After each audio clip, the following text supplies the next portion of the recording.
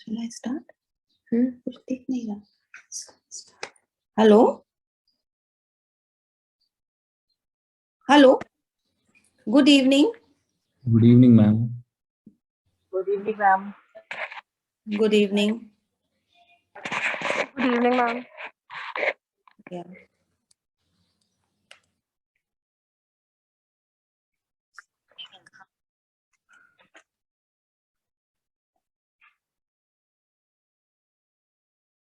Am I audible?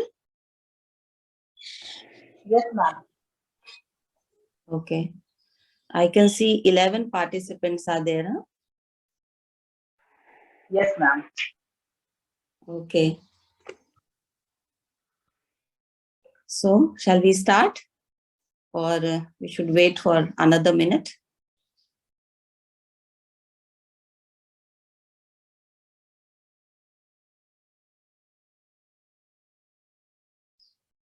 Hello? Yes, ma'am. You are audible. Okay, fine. So once again, hello everyone. Good evening. Good evening, ma'am. Yeah. So now, today, we will be taking up the essay by Gyan Prakash, Subaltern Studies as Post-Colonial Criticism. Now, before discussing the essay, we should also go through the word subaltern, its meaning, how that group was formed, Subaltern Studies group was formed. Just a minute. So, now we shall start. First of all, we should know that the word subaltern was coined by, first of all, Antonio Gramsci, who was a renowned Italian Marxist scholar. And literally, this word subaltern means a person belonging to the inferior rank or a junior officer. And when we talk about Gramsci, then Gramsci's subaltern, it referred solely to peasants who had not been integrated into the industrial capitalist system. So this was Gramsci's interpretation of the word subaltern. But in later post-colonial theory, when the word subaltern comes, then the interpretation goes like this, that it refers, that it refers to any person or group of inferior rank or station, whether because of race, class, gender, sexual orientation, ethnicity, or religion. Mostly the largely unorganized classes who have been denied access to hegemonic power. They were never given a chance to recount or recall their history. They always remained subaltern or subordinates, and whose history, it should always be told by more powerful entities. So this movement, this movement, Subaltern Studies Group, it was formed and it started in 1980. But actually, it was the year 1982 when a group of prominent historians, they gathered and they published the Subaltern Studies Journal. Writing, and in this journal, they used to write about the South Asian history and society in a way which they thought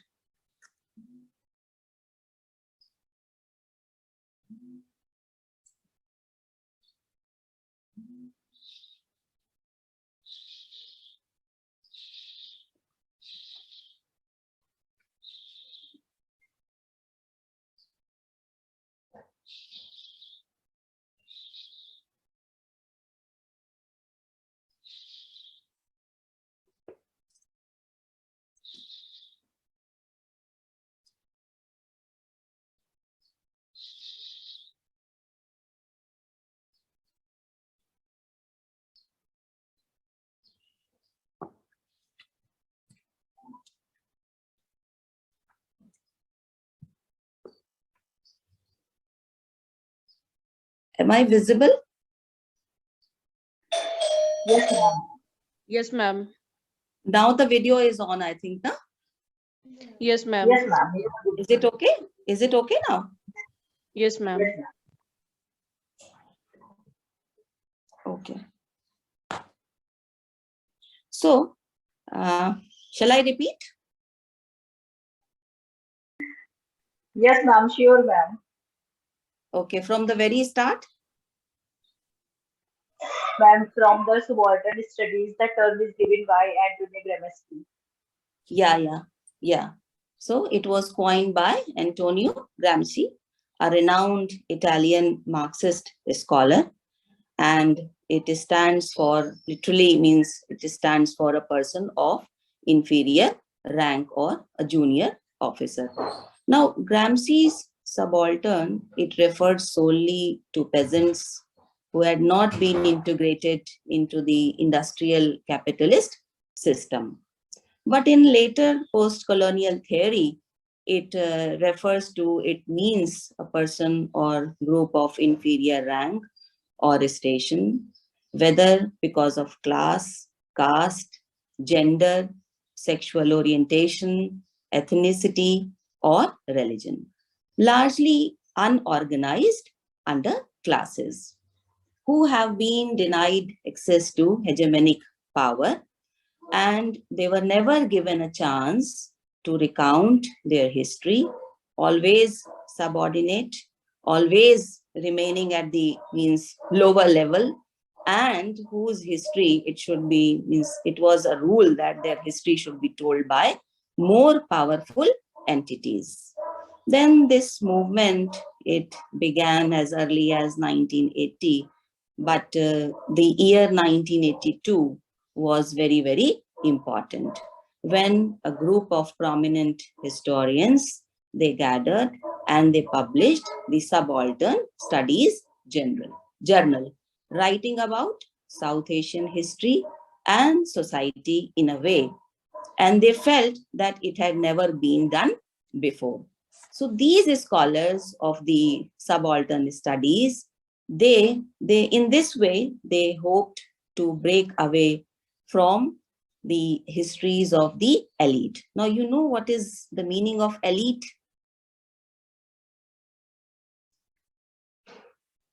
Elite The is upper below, class, yeah, the yeah, yes, very good. So they hoped to break away from histories of the elites and the Eurocentric bias of imperial history.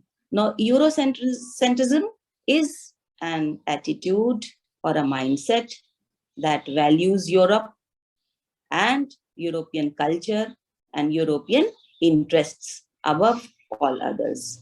It is a belief which is centered on Europe and Europeans especially. And this Subaltern Studies Journal, it also served as a critique of the existing historiography, which served as for its imitators uh, for ignoring the voice of the people. This project thus gave birth to the subaltern studies as a separate field. Now, who were the prominent historians who formed this subaltern studies group?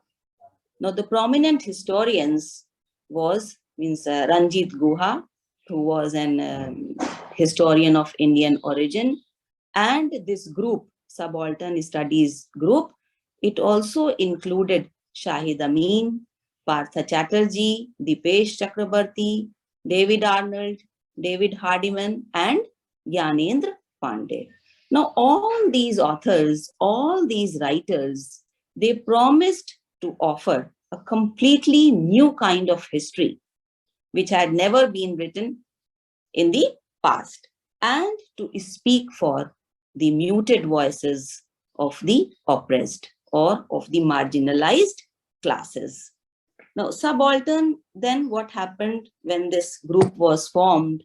Then it, Subaltern Studies Group, it, along with post-colonial criticism, it gained momentum in the very last few years, last 2 decades of the 21st century.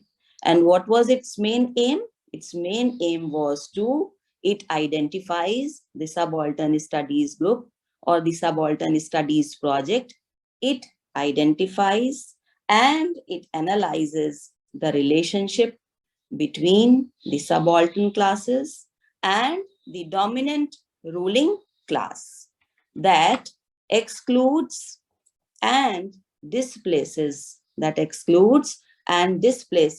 specific people and the social groups from society just in order to deny their agency and voices from the colonial politics of India, most notably India. Though the methods of this particular movement, they were found in other histories also, in other spaces, in other nations also.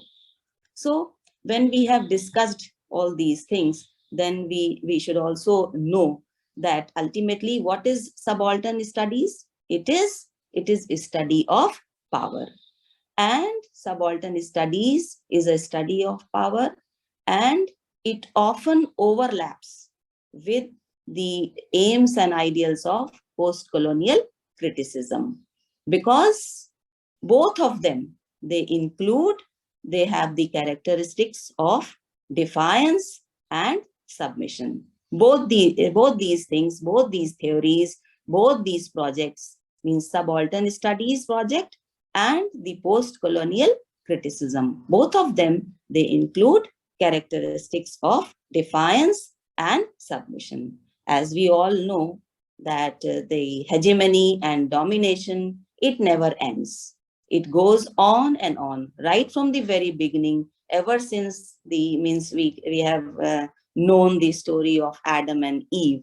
So exploitation and power politics, they are innate human tendencies, and they shall remain forever in various discourses.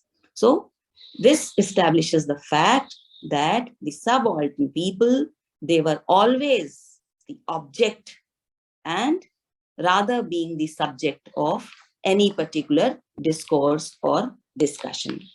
Now, this particular essay, the subaltern studies as post-colonial criticism, this is an essay written by Gyan Prakash, who was the historian of modern India.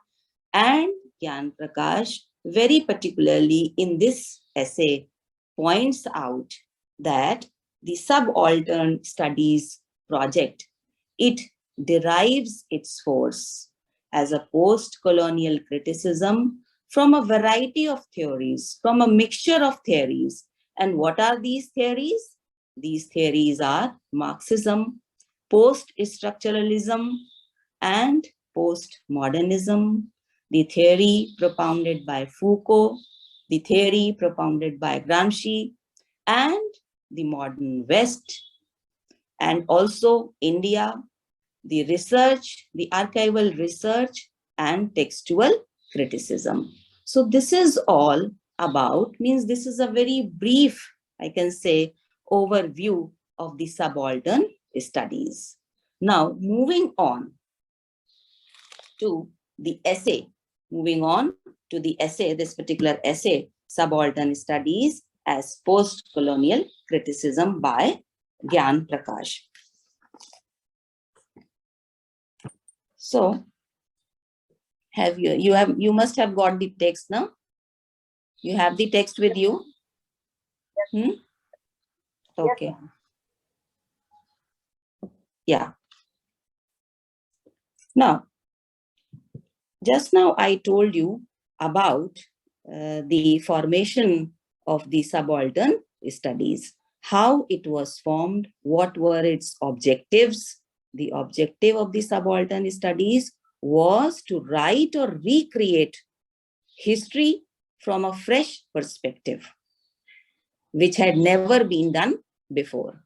These authors, these writers, who were the main contributors to this group, they were of the view that it was never done before. And that is why they wanted to do it from a fresh perspective. Then, Gyan Prakash, in the very first paragraph, he says that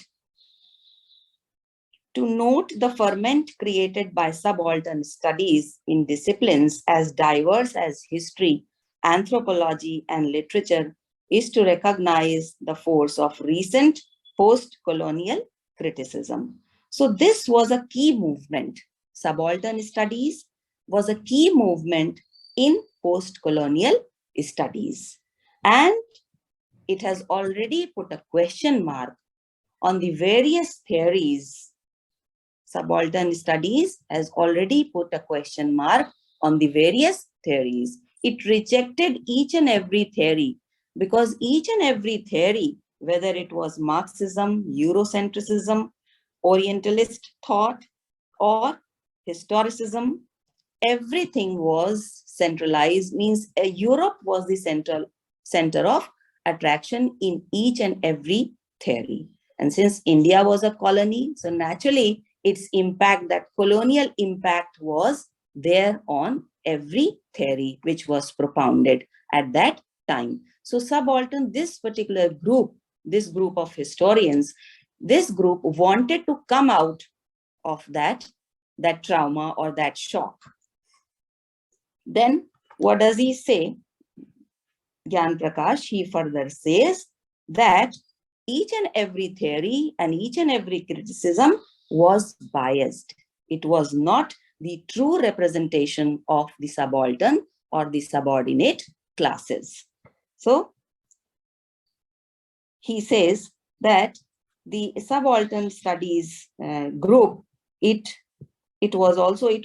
denied the authority of the West, whereas, and it places itself in that place without realizing the truth that it's that particular study, it was not free from the colonial mindset. Then he says in the very first paragraph, it does so, however, with the acute realization that its own critical apparatus does not enjoy a panoptic distance from colonial history, but exists as an aftermath, as an after being worked over by colonialism. So it could not come out from the impact of this particular group or this particular study. It could not come out from the impact of colonialism. Then he goes on to say, criticism formed as an aftermath acknowledges that it inhabits the structures of Western domination that it seeks to undo. In this sense, post-colonial criticism is deliberately interdisciplinary, arising in the interstices of disciplines of power, knowledge that it critiques. So unknowingly, unknowingly, the domination, it gently creeps in each and every discipline. Then the second paragraph, already I have discussed that it was in the year 1982 that this group was formed to criticize the South Asian, means to write about the South Asian historiography, and it later developed into a vigorous post-colonial critique, this subaltern studies. Then how it happened? What was the cause of its formation? Then Ranjit Guha, he says that the formation, then see this paragraph, the formation of subaltern studies as an intervention in South Asian historiography occurred in the wake of the growing crisis of the Indian state in the 1970s. Then he takes us to the 1970s. What was the status or condition of India in 1970? Now, 1970s, as you all know, it was the state of turmoil, the period of emergency, it was applied. So he is hinting to that period. And he says, the dominance of the nation state cobbled together through compromises and coercion during the nationalist struggle against British rule. So the rebellion or the revolt or the protest was not only, means it was not only dominated, but it was forcefully use of force for the compliance of various rules and regulations was done by the government. So this was boiling in the, means all the turmoil, all the revolt was boiling in the people, in the people of the nation, and which resulted in the revolt and rebellion. And this revolt and rebellion was crushed by the Indian government at that time. See the last few lines of this paragraph. The key components of the modern nation state, political parties, the electoral process, parliamentary bodies, the bureaucracy, law, and the ideology of development, it survived. But their claim to represent the culture and politics of the masses suffered crippling blows. So it was also not the true representation which people of that time wanted in the national politics. So the aspirations and hopes of the people of India, they were crushed. Then in the another paragraph, he goes on to say, in the field of historical scholarship, the perilous position of the nation state in the 1970s became evident in the increasingly embattled nationalist historiography. So in the field of historical scholarship, when we go in the history, when we move back, so this dangerous position of the nation state in the 1970s, it became very, very visible. In the increasingly, people were means prepared for war. They were means they wanted to go to any extent for restoring their freedom, for restoring their rights. And then he goes on to say that attacked relentlessly by the Cambridge School. Now, what was this Cambridge School? This school or this theory, it propounded that nationalism was the product of some elites. The national Indian nationalism was the product of some elite people. It was not the revolt or the revolution of the masses. So this is how its effect was negated at that time by this particular school, by Cambridge School. This school exposed the nationalist hagiography, but its elite-based analysis turned the common people into dupes of their superiors. Marxist, now here comes the role of Marxism. Now Marxism or the Marxist scholars, they were there and they contested both nationalist historiography and the Cambridge School interpretation. But their mode of production, narratives merged imperceptibly with the nation state's ideology of modernity and progress. So it was also Marxist account. It was also not the true representation of the masses or the common ordinary people. This congruence, this match or balance, it meant that while championing the history of the oppressed classes and their emancipation, means their freedom through modern progress, the Marxists found it difficult to deal with the hold of backward ideologies of caste and religion. So here also Gyan Prakash, he is asserting this fact that even the Marxist account of the nation state or the people, the state of the mental state of the people, it was not the true representation. Then the last line of this paragraph: thus, although Marxist historians produced impressive and pioneering studies, their claim to represent the history of the masses remained debatable. It was always a matter of debate that whether Marxists were able to portray or to represent the masses truly. Then the next paragraph, subaltern studies plunged into this historiographical contest over the representation of the culture and politics of the people. It was entirely missing. The true representation was entirely missing. Accusing colonialist, nationalist, and Marxist interpretations of robbing the common people of their agency, it announced a new approach. What announced a new approach?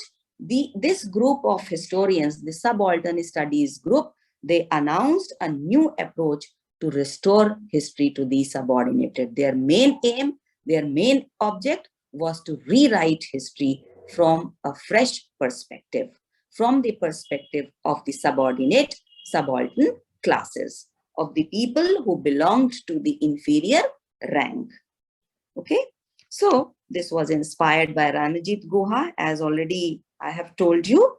He was a distinguished historian and whose most notable previous work was A Rule of Property for Bengal. Now Guha, Ranajit Guha, he edited the first 6 subaltern studies volumes.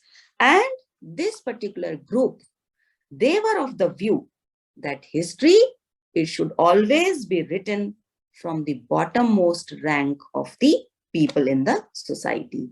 And it was their belief, this belief and this attitude of this particular group that they hoped to break away from all the histories which had been written up till now, which belonged to the elite class and the Eurocentric bias. This is how they broke away from this bias and they paved a new way so that history could be rewritten, reinscribed.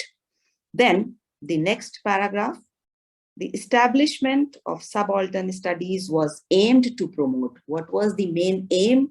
What was the main object or goal of this particular group, of the subaltern studies group? Was to promote, as the preface by Guha to the first volume declared, the study and discussion of subalternist themes in South Asian studies. Now, what is this subalternist?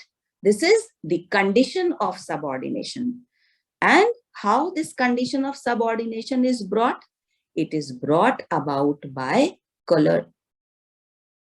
colonization, because India previously was a colony. So that impact was so deep that Indian people, they were not able to come out of that impact.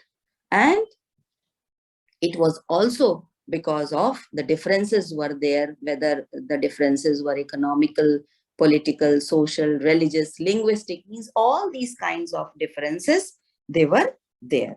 Then he goes on to discuss, he says in this essay, which has already been discussed, the term subaltern, the meaning of the subaltern, from where it has been taken off. It is taken from Antonio Gramsci. Then he goes on further, he says, Guha suggested that while subaltern studies would not ignore the dominant because it identifies and analyzes their relationship, and relationship between whom? Between subaltern and the dominant ruling class. So it would not ignore the dominant because the subalterns are always subject to their activity. Its aim was to rectify. What is the meaning of rectify? Rectify means to correct. Its aim was to rectify the elitist bias characteristic of much research and academic work. So, its aim was to correct the atrocities and the unjust acts which were done by the ruling classes or the dominant classes over the subaltern or the subordinate classes. So, its main aim, the subaltern studies group's aim was to rectify, was to correct this particular difference or divide between these two categories. Then the act of rectification sprang from the conviction that the elites had exercised dominance, not hegemony. Now, dominance is something else. Dominance means complete control, whereas hegemony means controlled leadership, which it is a leadership in the right direction. So this act of rectification sprang from the conviction that the elites had exercised dominance, not hegemony, in Gramsci's sense, over the subalterns. As said again and again, that the subalterns, they were always the subject, not the object. A reflection of this belief was Guha's argument that the subalterns had acted in history on their own, that is, independently of the elite. And Guha firmly believed that the subalterns were able to reclaim their history because they have always acted independently. They were not dependent on anyone else. Their politics constituted an autonomous domain, for it neither originated from elite politics nor did its existence depend on the latter. So they were always independent and they could rewrite their history. They could very well frame their inscription. Then the next paragraph, I'm going through the next paragraph. While the focus on subordination has remained central to subaltern studies, it has always been the dominant theme when it comes to subaltern studies. That the focus is on subordination. The conception of subalternity has witnessed shifts and varied uses. Now, what is this conception of subalternity? It is that how it was brought upon, how this subordination it came, how it was brought upon the classes, the underprivileged classes. This became the main concern of this particular group. So individual contributors to the volumes have also differed, not surprisingly, in their orientation. A shift in interests, focus, and theoretical grounds is also evident through the 8 volumes of essays. Now, these are the volumes, these are 8 volumes in total. Subaltern Studies Journal, it has 8 volumes in total, produced so far, and several monographs by individual subalternists. Yet, what has remained consistent is the effort to rethink history from the perspective of the subaltern. Yet, the viewpoint, it has remained consistent. What has remained consistent? What is constant in this effort? To rethink history, to rewrite history, to reinscribe history from their viewpoint, from their point of view, from the subaltern lens. Then, the next paragraph, how the adoption of the subaltern's perspective aimed to undo the spurious primacy assigned to them was not entirely clear in the first volume. The very first volume of this group, it was not clear in its aim. The essays, ranging from agrarian history to the analysis of the relationship between peasants and nationalists, represented excellent, though not novel, scholarship. Now, Ranjit Guha, he has very deftly, very cleverly, he has brought upon the peasant rebellions. Because why he has brought upon the peasant rebellions? Because all the peasant rebellions, they were taking place simultaneously in the colonial politics. And that is why their participation, it cannot be negated. When we see when we see the nationalist struggle, when we see the struggle for India's freedom, then their participation, the contribution of the peasants cannot be negated. Their rebellion, their revolution, it was of primary importance. And that is why Ranjit Guha very cleverly he has brought upon the peasant rebellions in his discussion, in his essay, which we are reading right now. So, although all the contributions attempted to highlight the lives and the historical presence of subaltern classes, neither the thorough and insightful research in social and economic history nor the critique of the Indian nationalist appropriation of peasant movements was new. Marxist historians in particular had done both. So it was not a new thing which they were trying to do. What they were trying to do was to rewrite history with a fresh and new perspective, which had not been done before. So it was with the second volume that the novelty and insurgency means the revolt or the resistance of subaltern studies became clear. So their view also became clear only after the publication of the second volume. So what he means to say is the gist of this paragraph is that proper place up till now, it had not been assigned to the identity of the subalterns through various theories. But from now on, a definite direction was attained. Then the next paragraph, we move on to the next paragraph, and he says, the second volume made forthright claims about the subaltern subjects and set about demonstrating how the agency of the subaltern in history had been denied by elite perspectives anchored in colonialist, nationalist, and or Marxist narratives, arguing that these narratives had sought to represent the subaltern's consciousness and activity according to schemes that encoded elite dominance. So ever since the writing means in history, the dominance of the elite was established. Guha asserted that historiography had dealt with the peasant rebel merely as an empirical person or member of a class, but not as an entity. So peasants, they were never identified as a separate identity, whose will and reason constituted the praxis called rebellion. So their rebellion, their revolt was not given, it was not assigned due importance.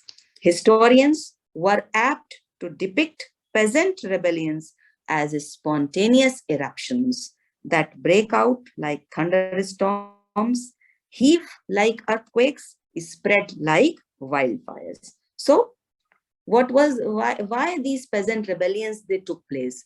They took place, and peasant rebellions were an outcome of the oppression which they suffered by which was suffered by them down the ages. So alternatively, they attributed rebellions as a reflex action to economic and political oppression.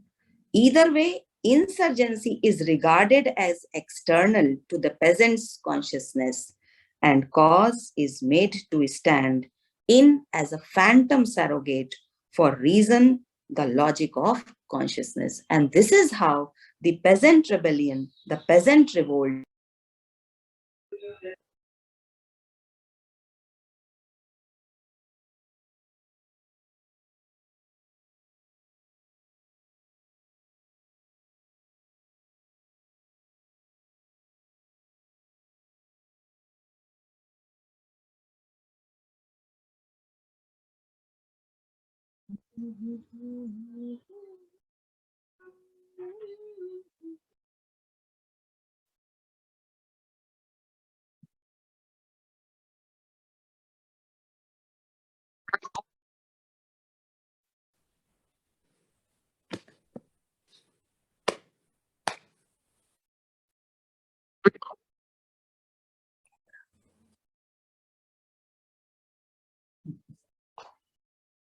yes.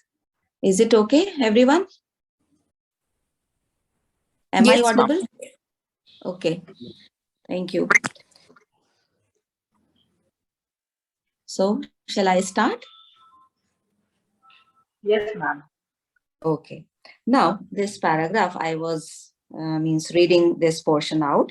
Either way, insurgency is regarded as external to the peasant's consciousness, and cause is made to stand in as a phantom surrogate for reason, the logic of consciousness. So this revolt, the peasant revolt, was regarded as, it was considered as illogical. Now here means the subaltern studies, it therefore defies all those historians who regard people's action as external to their consciousness.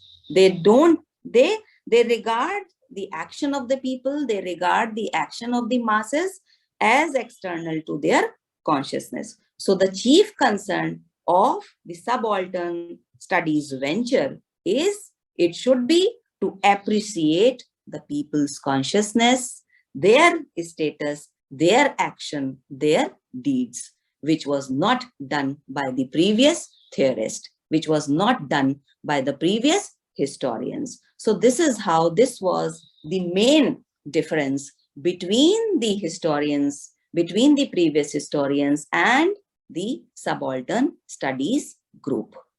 Then the next paragraph. How did historiography develop this blind spot? Now, Ranajit Guha, he is considering this fact that regarding considering the peasant rebellion as illogical, he is giving this, he is saying that this is like a blind spot because the peasant rebellion, it was very, very important because it was simultaneously occurring with the colonialism and it had its importance. Its importance cannot be denied or negated. So how did historiography develop this blind spot? He asks this question. Then in answering this question, his prose of counterinsurgency offers a methodological tour de force. And this is how, means in this particular book of Ranajit Guha, he probes the cause of insurgency in India. And while probing this, he offers, means he has given 3 layers of discourse or discussion. See, Guha begins by distinguishing 3 types of discourses: primary, secondary, and tertiary. Means 3 ranks. Third rank, which belongs tertiary, which belongs to only colleges and universities, which we read in the form of history, which is recorded in history. That is the third rank.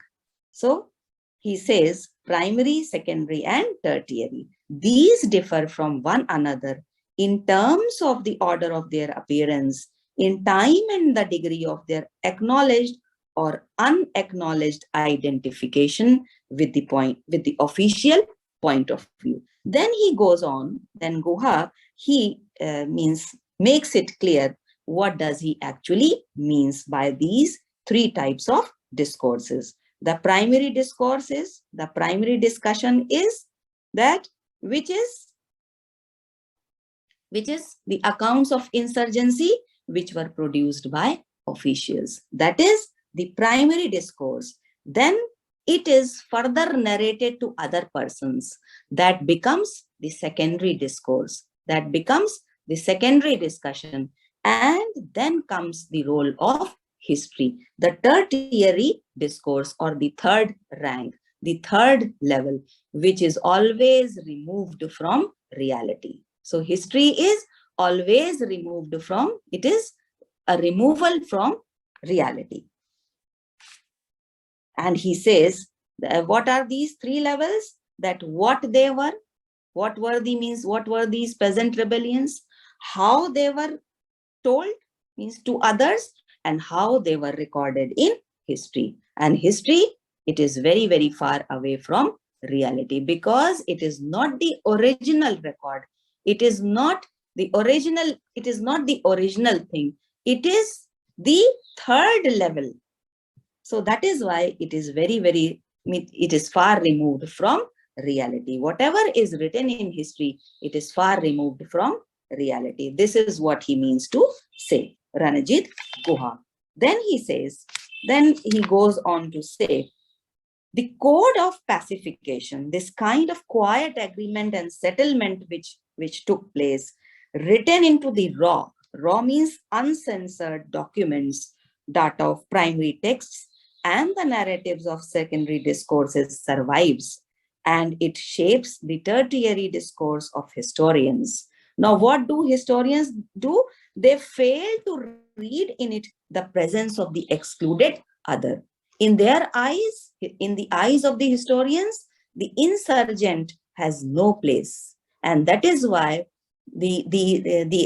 whatever they have written, whatever has been recorded in the history is not the true account.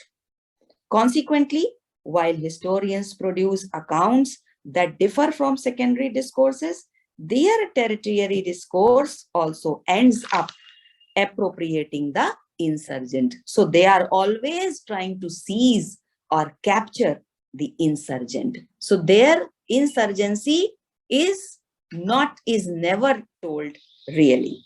Consider, for example, the treatment of peasant rebellions.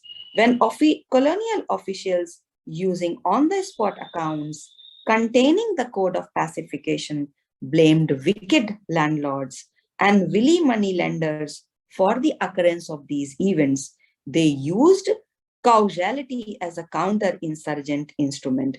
They were of the view that everything has a cause. So why this thing actually happened, why it all happened, it must have been, it should have, means it was because of a cause that all these things happened. It was because of a motive that all these things happened, that the peasants, they revolted. To identify the cause of the revolt was a step in the direction of control over it. As you all know, that every problem has a solution. So, and constituted a denial of the insurgents' agency. In the nationalist historiography, this denial took a different form as British rule. Then what happened? That the British rule was going on during that time. The first peasant rebellion, it took place in 1917, from 1917 to 1918, when the incident of Champaran took place, when the peasants, they revolted against the British planters, because what they were doing, the British planters, they were exploiting the laborers for not giving them due remuneration. This is how they were exploited. And it is because of this exploitation, because of this dominance, that the peasants, they revolted. So this denial took a different form as British rule, rather than local oppression, became the cause of revolt. So this peasant revolt, ultimately, it was merged into the larger interest of the people of that time. And what was the larger interest of the people of that time? To attain freedom from the British rule, to attain freedom from the colonial rule. So somehow it was once again marginalized. It was once again put down on the margins. The interests of the subalterns, it was relegated to the margins. rather than local oppression became the cause of revolts and turned peasant rebellions into nationalist struggles. So during the British rule, the peasant rebellion, it also means it was incorporated in the nationalist struggle, in the struggle for freedom which was going on that time. Then radical historians too ended up incorporating the counter-insurgent code of the secondary discourse as they explained peasant revolts in relation to a revolutionary continuum leading to socialism. This was the secondary level, this was the second level. Then Ranajit Guha, he goes on to say that each tertiary account failed to step outside the counter-insurgent paradigm, the counter-insurgent model. Guha argues by refusing to acknowledge the subjectivity and agency of the insurgent. So here, once again, the real purpose of becoming the voice of the oppressed class, it was really defeated. The real purpose of this group was defeated. Then, are you understanding? Am I clear or audible to every one of you? Hello? Yes, ma'am. Shall I continue further? Yes, ma'am. Yes. Yes, ma'am. Okay. Then moving on to the next paragraph. Clearly, the project to restore the insurgents' agency involved, as Rosalind O. Hanlon pointed out in a thoughtful review essay, the notion of the recovery of the subject, thus while reading records against their grain. Now, this is very important, while reading records against their grain. Now, what does it mean? It means that no authentic document was available. No authentic document was available. Why it is being said here?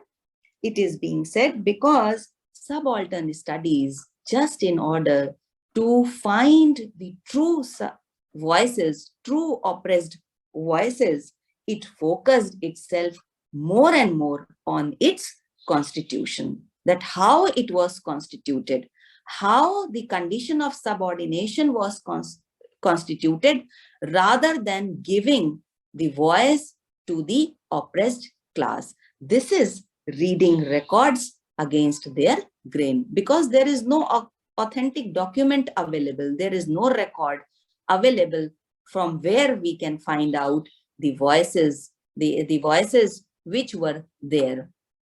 Thus, while reading records against their grain, these scholars have sought to uncover the subalterns' myths, cults, ideologies, and revolts that colonial and nationalist elites sought to appropriate, sought to control, and that conventional historiography has laid waste by the deadly weapon of cause and effect. Then he goes on to say, Ranajit Guha's elementary aspects of peasant insurgency in colonial India is a powerful example of a scholarship that seeks to recover the peasant from elite projects. This is how he has detached, Ranajit Guha has detached this particular peasant rebellion from the elite project and positivist historiography. In this wide-ranging study full of brilliant insights and methodological innovation, Guha returns to 19th century peasant insurrections in colonial India. Once again, he returns back to violent actions against the rulers of the country or the government, which were taking place simultaneously. So he returns to 19th century peasant insurrections in colonial India. Reading colonial records and historiographical representations with an uncanny eye, he offers a fascinating account of the peasants' insurgent consciousness. So he has brought to the forefront the peasant rebellions, rumors, mythic visions, religiosity, and bonds of community. From Guha's account, the subaltern emerges with forms of sociality, and political community at odds with nation and class, defying the models of rationality and social action that conventional historiography uses. Now, here, what Guha he goes on to say, and he says that subalterns are always considered, means they are considered, according to Guha, they are agents of social and political change. They can bring about a revolutionary change in the society, in the societal setup. Guha argues persuasively that such models are elitist, that such models are powerful insofar as they deny the subaltern's autonomous consciousness, and that they are drawn from colonial and liberal nationalist projects of appropriating the subaltern. They are always, means they always look down upon, they always try to capture all these elitist theories and studies. They have always looked down upon the subaltern, and they have always tried to capture the subalterns. Then moving on to the next paragraph, he says, it is true that the effort to retrieve means recover or reclaim, restore the autonomy of the subaltern subject resembled the history from below. Now, this history from below, it is also very means important fact. It is a historical narrative, it is a historical narrative accounting for historical events from the perspective of the common people rather than the leaders. And this history from below, it argues that the driving force of history is the daily life of ordinary people, their state, their social status and profession. So the common man, its agency, it cannot be denied. It has to be taken into account. So it is true that the effort to retrieve the autonomy of the subaltern subject resembled the history from below approach developed by social history in the West. But the subalternist search for a humanist subject agent frequently ended up with the discovery of the failure of subaltern agency. The moment of rebellion always contained within it the moment of failure. Now, all the previous moments, they had failed miserably. They were short-lived and they were a complete failure. And why they were a failure? Because their defiance was the result. Why it happened altogether? It happened altogether because their defiance was the result of the oppression. So subalternity is therefore a study of power because it includes the characteristics of defiance and submission. So the desire to recover the subaltern's autonomy was repeatedly frustrated because subalternity, by definition, signified the impossibility of autonomy. Because the word itself, it is because the word subalternity, it is itself describes that it is always means it always belongs to an inferior rank. Subaltern rebellions only offered fleeting moments of defiance. And here he says that they were always a night time of love, not a lifetime of love. They were always short-lived, they were always transitory, they were not permanent. All the rebellions, they were not permanent. While these scholars failed to recognize fully that the subaltern's resistance did not simply oppose power, but it was also constituted by it. So the subaltern studies group, it was also, the aim was to rewrite history. And when this aim was, means it was conceptualized, then it was also propounded that it is not going to simply oppose power, but it was also means constituted It was the power structure was an important factor in its construction. Their own work showed this to be the case.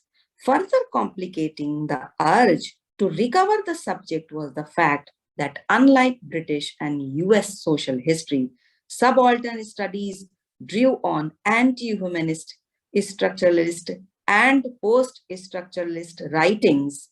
Ranajit Guha's deft and clever readings of colonial records, in particular, drew explicitly from Ferdinand de Saussure, Claude Levi-Strauss, Roman Jakobson, Roland Barthes. Now, all these names, I suppose these are not new to you. You must have gone through, you must have studied about them. Haven't you? And Michael Foucault. Everyone? Means you must have heard these names. Yes, ma'am. Yeah. Michael Foucault, you must have gone through his essay. He was Yes, ma'am. Power and knowledge. Power and knowledge. He was a French philosopher, historian. He was a political activist, literary critic also. And his theory primarily addresses the relationship between power and knowledge. And according to him, he said that power is always used to control knowledge and define knowledge. And one is not separate from another. Power and knowledge, they are not separate from one another. They are related. Yes. Every exercise of power depends on the knowledge that supports it. So this was the theory which was propounded by Foucault. So the partly then coming on to this essay by Ranjit Guha, partly the reliance on such theorists and the emphasis on textual readings arose from as sources available to, partly the reliance on such theorists and the emphasis on textual readings arose from as Dipesh Chakrabarti, one of the prominent contributors in the subaltern studies group. Dipesh Chakrabarti points out the absence of workers' diaries and other such sources available to British historians. Why? Why it happened? Because the British, the first-hand, the information which was available, it was not the first-hand information. It was always the second-hand information. Because why? Why it was the second-hand information? Because the Indian peasants, they had left no sources, no documents from which their own voice could be retrieved, from which their own voice could be recovered. But the emphasis on reading of texts and the recourse to theorists such as Foucault, whose writings cast a shroud of doubt. His writings means he has propounded the theory of power and knowledge, that where there is power, only there means knowledge can survive. So this theory itself was a doubtful one. So Ranjit Guha, he says, whose writings cast a shroud of doubt over the idea of the autonomous subject. So the purpose was defeated there only. Contained an awareness that the colonial subaltern was not just a form of general subalternity, while the operation of power relations in colonial and metropolitan theaters had parallels, the conditions of subalternity were also irreducibly different. Subaltern studies, therefore, could not just be the Indian version of the history from below approach. It had to conceive the subaltern differently and write different histories. So this was the primary motive, the primary aim or object of subaltern studies group. So up till now, what we have studied, that various perspectives, they were coming and intermingling with the objectives and motives of this group. But what was the primary motive? What was the ultimate aim or goal of this group? The aim or the motive of this group was to write a new history, write a history with a new and fresh perspective from the subaltern, from the perspective of the subaltern classes. Then we move on to another paragraph. This difference, now what is the difference between the constitution of the subaltern and the voicing of the subaltern? How it was formed and how it was given voice. The constitution of the subaltern and the voicing, the appropriate voicing of the subaltern, this was the difference which was causing the major setback. So this difference has grown in subsequent subaltern studies volumes as the desire to recover the subaltern subject became increasingly entangled in the analysis of how subalternity was constituted by dominant discourses. So, true representation of this discourse was actually missing. What Ranjit Guha wants to say here, he wants to say here that the true representation of this discourse or discussion was actually missing. Of course, the tension between the recovery of the subaltern as a subject outside the elite discourse and the analysis of subalternity as an effect of discursive systems, means various systems which were going on parallel, was present from the very beginning. So there was always this rift between the reality and its portrayal. There was always this difference between the reality and its portrayal. It also continues to characterize subaltern studies scholarship today. It is still present today. As Florencia Mallon notes in her essay in this issue of the AHR, recent volumes, however, pay greater attention to developing the emergence of subalternity as a discursive effect without abandoning the notion of the subaltern as a subject and agent. So with the passage of time, the subsequent editions, the subsequent volumes of the journal, they gave due importance to the subaltern groups, to the subaltern classes. The subaltern as a subject and agent. This perspective amplified. So this perspective of giving due importance to subaltern classes, it multiplied, it expanded, and it increased since Subaltern Studies 3. Identifies subalternity as a position of critique, as a recalcitrant difference that arises not outside but inside elite discourses to exert pressure on forces and forms that subordinate it. So it is the result of, it is the mixture of the elite discourses and the subalternate classes. So it is not separate from one another. It is actually a mixture. It is a hybridity. It is a mixture. It is the amalgamation of both these things. Then moving on to the next paragraph. The attention paid to discourse in locating the process and effects of subordination can be seen in Partha Chatterjee's influential nationalist thought and the colonial world. Now, once again, this is the name of a very important contributor of the subaltern studies group, Partha Chatterjee. His work, Nationalist Thought and the Colonial World, which was written in 1986, it was a path-breaking analysis.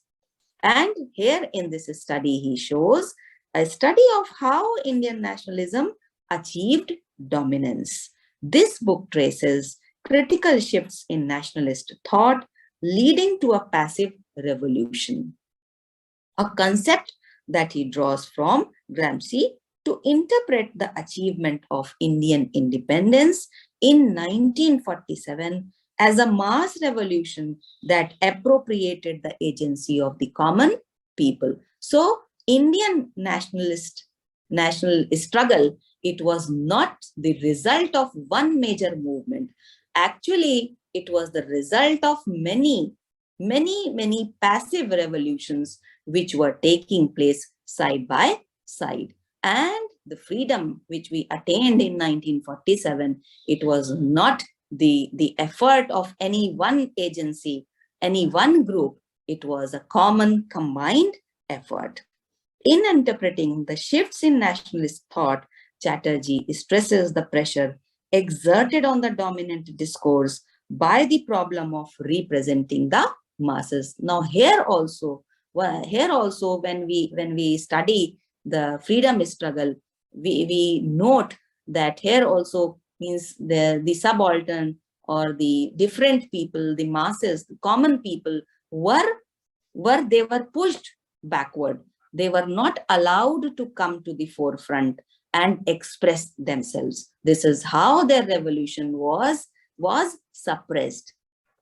And that is why he is making a reference, Ranjit Guha, and here Partha Chatterjee, he is making a reference to this particular movement, nationalist movement. The nationalists dealt with this problem by marginalizing certain forms of mass action and expression that run counter to the modernity-driven goals that they derived from the colonial discourse. So, just now I told you that the freedom struggle was not the result of one effort or one struggle, one rebellion or revolt. It was a combined effort. Such a strategy secures elite dominance, but not hegemony over subaltern culture and politics. So here, Ranjit Guha or Partha Chatterjee, he is saying that he is focusing his attention on solving the problem by dissolving all the differences which were taking place during the nationalist freedom struggle. Every small little difference it was coming and it was being dissolved for a larger struggle. And what was the larger struggle? Attaining freedom from the colonial rule, from the British rule.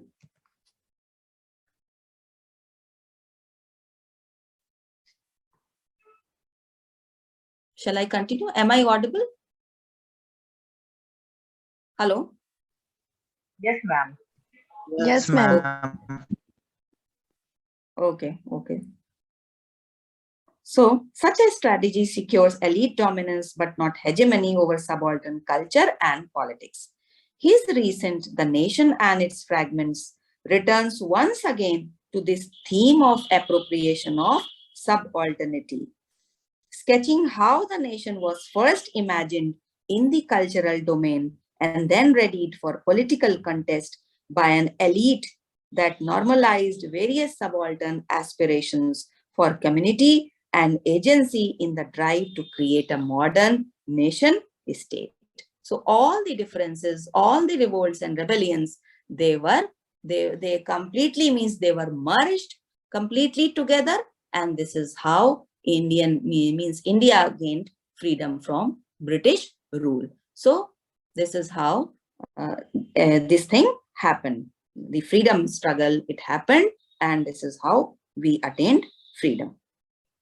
Investigating the process of normalization means a complex and deep engagement with elite and canonical texts. This, of course, is not new to subaltern studies. Earlier essays, most notably Guha's Prose of Counter-Insurgency, engaged and interrogated elite writings with enviable skill and imagination.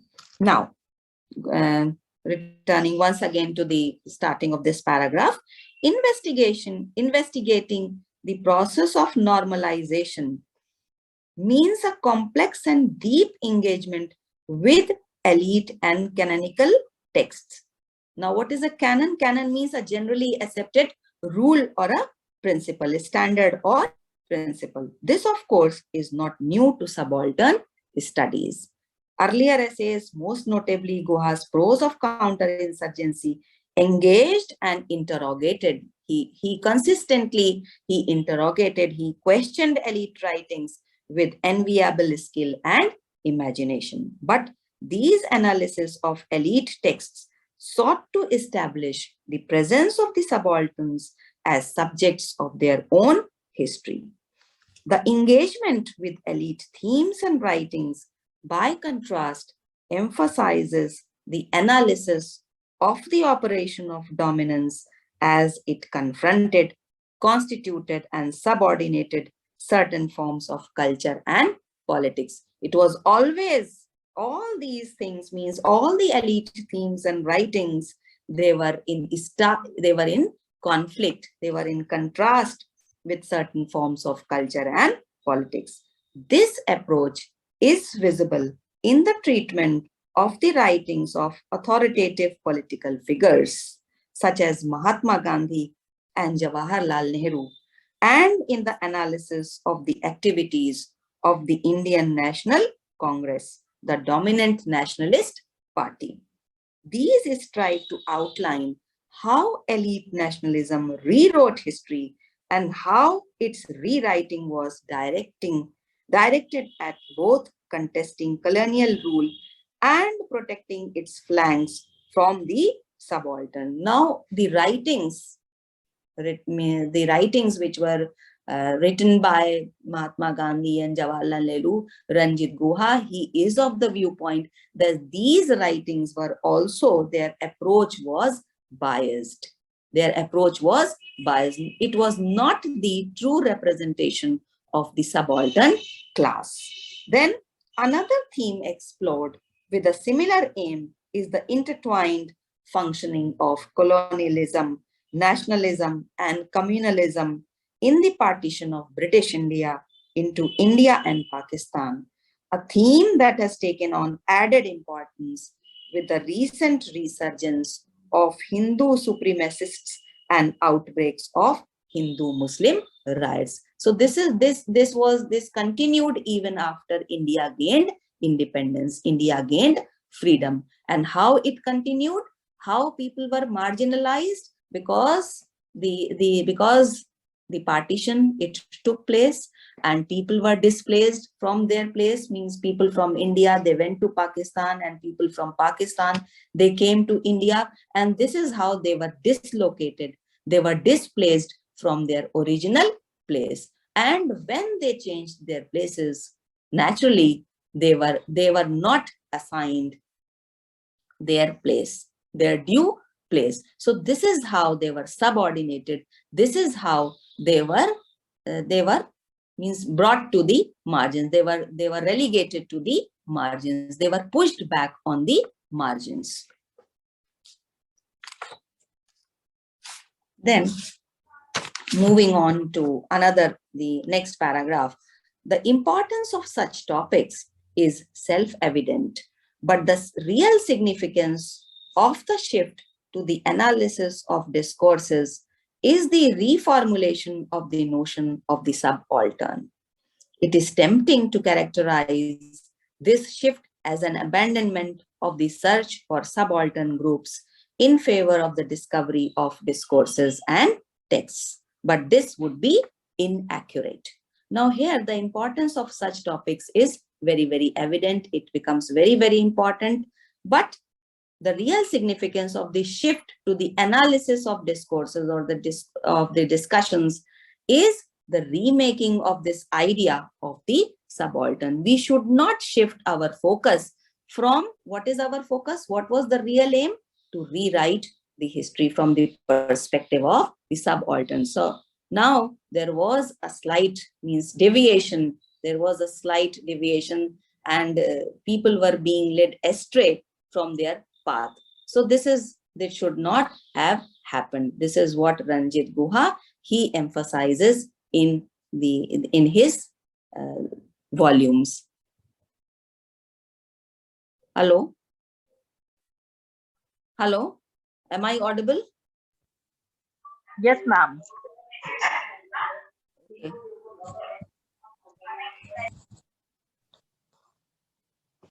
Shall I continue? Yes, ma'am. Yes, ma'am. Okay. So it is tempting to characterize this shift as an abandonment of the search for subaltern groups in favor of the discovery of discourses and texts. But this would be inaccurate. Although